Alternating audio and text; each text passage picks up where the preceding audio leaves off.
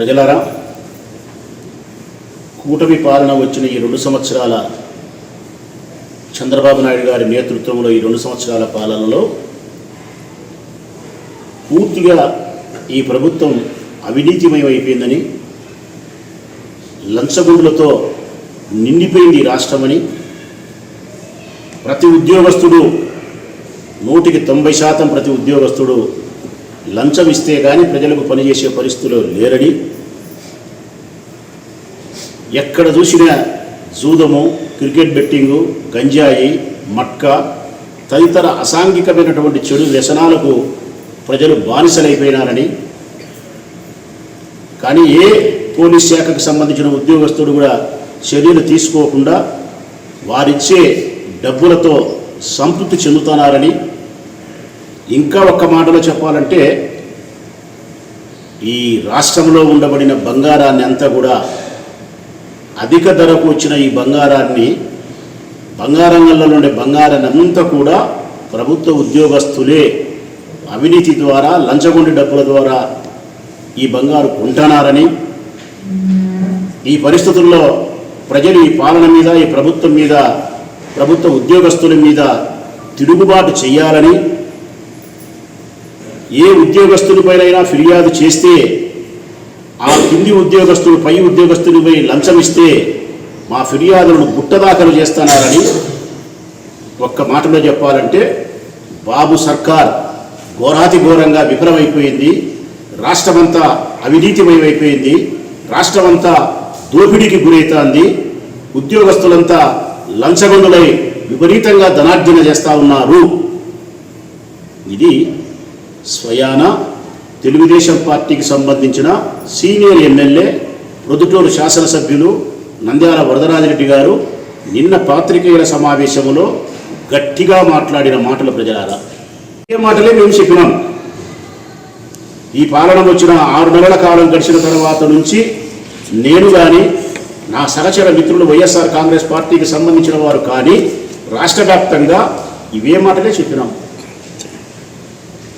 గంజాయి, జూదము, బెట్టింగులు, అవినీతి ఇవే చెప్పినాము. కాకపోతే ఈ అవినీతి అంతటికీ కారణం, ఈ అక్రమ ధన సంపాదన అంతటికీ కారణం ఉద్యోగస్తులని కాదు మా వాదన, ఉద్యోగస్తులని కాదు మా అభిప్రాయం. ఈ అన్యాయాలకు, ఈ దోపిడీకి, ఈ అవినీతికి, ఈ లంచగొండితనానికి ప్రధానమైన కారణం ప్రభుత్వ అధినేత నారా చంద్రబాబు నాయుడు దగ్గర మొదలుకుంటే ప్రొద్దుటూరు ఉండే వరదరాజిరెడ్డి కుమారుడు కొండారెడ్డి వరకు, వారి కింద ఉండే కౌన్సిలర్ల వరకు, అనుచరుల వరకు అందరికీ ఇందులో భాగస్వామ్యం ఉంది.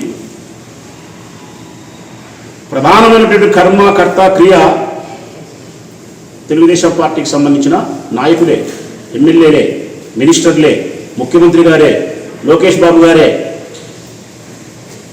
కానీ ఆ పాపానంతా తీసుకొచ్చి ప్రభుత్వ ఉద్యోగస్తుల నెత్తిన వేసే ప్రయత్నం చేసినాడు వరదరాజిరెడ్డి గారు. కాకపోతే అంగీకరించినాడు, సంతోషం. చంద్రబాబు నాయుడు ప్రభుత్వం విఫలమైందని, అవినీతిమయమైందని, గంజాయి ఎక్కువైందని, లంచగొండితనం ఎక్కువైందని, గతంలో అవినీతి లేదా అంటే గతంలో అవినీతి ఉన్నది. కాకపోతే పని చేసిన తర్వాత లంచం ఇచ్చి తీసుకునే వాళ్ళు గత పాలనలో, మా ప్రభుత్వం వచ్చిన తర్వాత లంచం ఇస్తేనే పని చేస్తామనే కానీ తయారైనారు వీళ్ళు. అప్పుడు పని చేసి లంచం అడిగే వాళ్ళంట. కానీ చంద్రబాబు నాయుడు ప్రభుత్వంలో పని చేసి లంచం అడిగేది కాదు, లంచం ఇస్తేనే పని చేస్తాం. ఇంత బహిరంగంగా ఈ పాలన వైఫల్యాన్ని, చంద్రబాబు నాయుడు ప్రభుత్వం నుండి అవినీతి, లంచగొండితనాన్ని అంగీకరించినందుకు వరదరాజిరెడ్డి గారిని నేను అభినందిస్తూ ఉన్నా. ఎస్, అయితే దీనికి కర్మకర్త క్రియ ఎవరయ్యా? కర్మకర్త క్రియ ఎవరు? నీకే సంబంధం లేనట్టు, నీ కొడుకుకి ఏ సంబంధం లేనట్టు, నీ మనుషులకు ఏ సంబంధం లేనట్టు, మీరు చాలా పత్తిగించలేనట్టు, ప్రభుత్వ ఉద్యోగస్తులు అవినీతి లేనట్టు మీ పాపానంతా తీసుకుపోయి ప్రభుత్వ ఉద్యోగస్తుల యొక్క నెత్తిన రుద్దే ప్రయత్నం చేస్తే ఎక్కడ న్యాయం? మా పల్లెలో చెప్తా ఉంటారు సామెత, మా పల్లెల్లో చెప్తా ఉంటారు సామెత, కులానికి నా సాడు అంటే చెడ్డమాట కాదు ప్రజలారా, మా కడప రాయలసీమ భాష మూత్రం. కులానికి నా సాడు అంటే తల గంటెడు, తల ఉగ్గు గంటెడు. అట్లా ఈ పాపానికి అందరూ భాగస్తులే, చంద్రబాబు నాయుడు దగ్గర మొదలుకుంటే. కాకపోతే పెద్ద భాగస్తులు మీరు, చిన్న భాగస్తులు ఉద్యోగస్తులు. ఈ ఉద్యోగస్తులతో తప్పుడు పనులు చేయించేది ఎవరు? మీరు కాదా? ఈ ప్రభుత్వంలో ఉండే పాలకులు కాదా తప్పుడు పనులు చేయించేది? వరదరాజిరెడ్డి గారు కాదా? వారి కుమారుడు కొండారెడ్డి కాదా? ధనాన్ని ఆర్జించేది వారు కాదా? చెప్తా, నేను ఒక్కసారి వివరంగా చెప్తా ప్రజలకు. ఈ అవినీతికి సంబంధించి ప్రొద్దుటూరునే తీసుకున్నాం. వరదరాజిరెడ్డి గారు మాట్లాడారు కాబట్టి ప్రొద్దుటూరునే తీసుకున్నాం. ప్రొద్దుటూరులో అవినీతి విచ్చలవిడిగా జరుగుతుంది. ఆయన చెప్పినట్టు అన్నీ ఆయన చెప్పినట్టు నిజాలే. ఎవరు దీనికి కారణం? ఉదాహరణకు మార్కెట్ యార్డ్లో శనిగలను అమ్మాలని చెప్పి రైతులు పోతే, ప్రభుత్వం ఇచ్చే మద్దతు ధరను పొందడానికి రైతులు శనిగలు గోడౌన్కు పోతే విచ్చలవిడిగా మీ ఇష్టానుసారం అవినీతి అక్రమాలకు తెరదీసి కోట్ల రూపాయలు రైతుల దగ్గర నుంచి శనిగల లెక్కలో దోపిడీ చేసినది నీ కుమారుడి మనుషులు కాదా? పాపం చైర్మన్ ముందే ఆడ మార్కెట్ యార్డ్ చైర్మన్ పద్మశాలి కులస్తురాలు మీ మనిషి. ఎంత అన్యాయం అంటే ప్రజలారా, పూజ మాత్రం చైర్మన్ అమ్మకు, తీర్థ ప్రసాదాలు మాత్రం కొండారెడ్డికి. పూజ మాత్రం చైర్మన్ అమ్మకు, ఆ పద్మశాలి కులస్తురాలు సోదరికి. తీర్థ ప్రసాదాలు మాత్రం నంద్యాల వరదరాజిరెడ్డి కుమారుడు కొండారెడ్డికి. మరి ఇక్కడ మనం ప్రస్తావిస్తున్న వరదరాజిరెడ్డి గారు, ఈ అవినీతికి కారణం మార్కెట్ యార్డ్ సెక్రటరీ అన్నామా, లేకుంటే నీ కుమారుడు అన్నామా, లేకుంటే మార్కెట్ యార్డ్లో పనిచేసే సెక్రటరీ తర్వాత నీ కింది ఉద్యోగస్తులు అన్నామా, లేకపోతే నీ రసూలు అన్నామా, నీ పాలక మండలి డైరెక్టర్లు అన్నామా? ఎక్కడ న్యాయం ఉందయ్యా నువ్వు మాట్లాడేది? ఆ తర్వాత చౌక దుకాణాల నుంచి బియ్యం మాయమవుతున్నాయి. చౌక దుకాణాలకు వచ్చి బియ్యం మాయం కాలే, గోడౌన్ నుంచే బియ్యం పోతున్నాయి నల్ల బజారుకు. దీనికి ఆ ఎంఆర్ ఆఫీసులో ఉండే ఉద్యోగస్తులు అవినీతి పరులు లంచం తీసుకున్నారు అన్నామా, లేకపోతే నీ కౌన్సిలర్లు బస్సు మురళి, రామాంజనేయ రెడ్డి తదితరులు బహిరంగంగా విచ్చలవిడిగా బియ్యం అమ్ముకుంటున్నారు? ఇది అందరికీ తెలిసిన సత్యమే.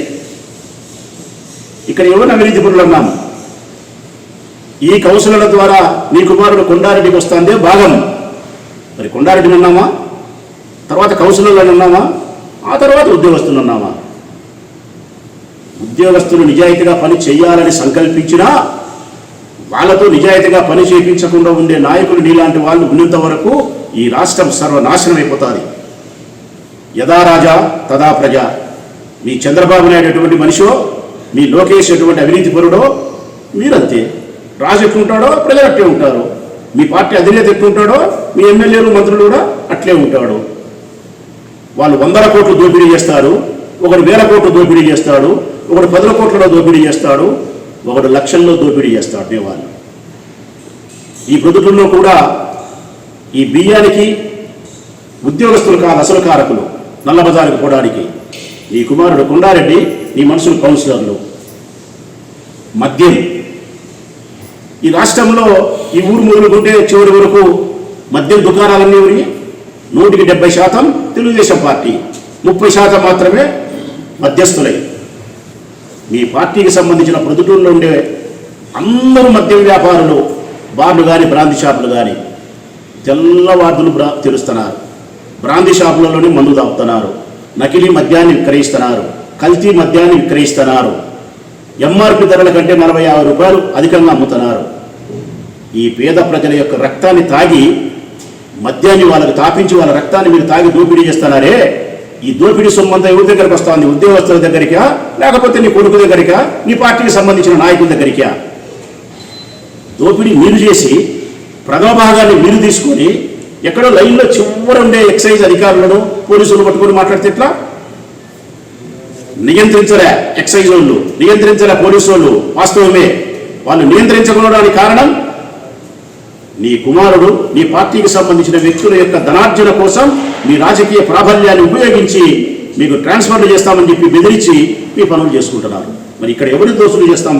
ఎమ్మెల్యే గారు మీ కొడుకులు చేస్తామా, లేకుంటే ఎక్సైజ్ డిపార్ట్మెంట్ చేస్తామా? క్రికెట్ బూకి అన్నారు, ప్రొద్దుటూరులో ఎక్కువైపోయింది క్రికెట్ అని. నేను అడుగుతా ఉన్నా, మీరు గెలిచిన తర్వాత మీ పార్టీ అధికారంలోకి వచ్చిన తర్వాత కొంతమంది కౌన్సిలర్లు క్రికెట్ బూకీలు అని చెప్పి విమర్శించిన మీరు ఆ క్రికెట్ బూకీలైన కౌన్సిలర్లను ఎందుకు మీ పార్టీలో చేర్పించుకున్నారు? ఎందుకు మీ పార్టీలో చేర్పించుకున్నారు? నేను క్రికెట్ బెట్టింగ్ వ్యతిరేకిస్తానా, అసాంఘిక కార్యకలాపాలను వ్యతిరేకిస్తానని చెప్పినప్పుడు ఆ క్రికెట్ బూకీలు మీ పార్టీలో చేర్పించుకోకుండా ఉండి ఉండాల్సింది. నువ్వు చేర్పించుకునేవంటే అర్థం రాజకీయ స్వార్థం ఒకటి, ధనార్జన ఒకటి. మొన్న ఒక మనిషి, పేరు చెప్పలేని క్రికెట్ బూకీ, ఒక ముస్లిం సోదరుడు పెద్ద బూకీని పట్టుకొని పోలీసులు వదిలేసినారు. కారణం నీవే, నీ కుమారుడే. ఈ క్రికెట్ బూకీల ద్వారా వచ్చే డబ్బంతా ఎక్కడ చేస్తుంది? క్రికెట్ బూకీలకు కొంత, నీ కుమారుడు కొండారెడ్డికి అధిక భాగం. నీ కుమారుడు అందులో ధనార్జన చేస్తున్నాడు కాబట్టి పోలీసులు తెరదీసినారు. ఇక్కడ పోలీసులను మనం తప్పుపడతామా? నీ కుమారుని తప్పుపడతామా? నీ కుమారుని మీద పుత్ర వాత్సల్యంతో ధృతరాష్ట్రులాగా కళ్ళు మూసుకొని వారి యొక్క అవినీతి ఆర్జనకు తోడ్పడతానావే, నిన్ను మాట్లాడతామా? నువ్వే చెప్పబ్బా. మరి నువ్వు పోలీసులు చెప్పచ్చు కదా, నా కొడుకు లేదు, ఇంకొకరు లేదు, క్రికెట్ బూత్ మా కౌన్సిలర్ లేదు, ఎవరైనా సరే బూట్ కాదని చెప్పి చెప్పినావా? నువ్వు చెప్పలే. కారణం నీ కొడుకు లెక్కొస్తుంది. జూదం ఎంత అన్యాయం మాట్లాడేది పోలీసు వాళ్ళను. వాళ్ళు ఏమో జార్జిగలకు మేము మూత వేయించినాం మా జగన్మోహన్ రెడ్డి ఉండేప్పుడు. మీ ప్రభుత్వం వస్తేనే జార్జిగలకు తెలిసింది. పోలీసుల మీద రైడ్ చేసి కేసు పెట్టింది. పోలీసుల మీద ఎస్పీ మీద ఒత్తిడి చేసి జార్జిగలకు తెరిపిస్తుంది. మూత మేము తెరిపిస్తాం, నువ్వు తెరిపిస్తావు. తెరిపించొద్దు, మూయాలని పోలీసులు భావిస్తే పోలీసుల మీద ఒత్తిడి చేసి ఎస్పీకి చెప్పి మళ్ళీ తెరిపించినావు. ఎంత తెరిపించినావంటే, రాజ్య క్లబ్లో మెంబర్షిప్ తీసుకోవాలంటే ప్రజలారా, జూదం ఆడేదానికి మెంబర్షిప్ తీసుకోవాలంటే 1,20,000 అంట.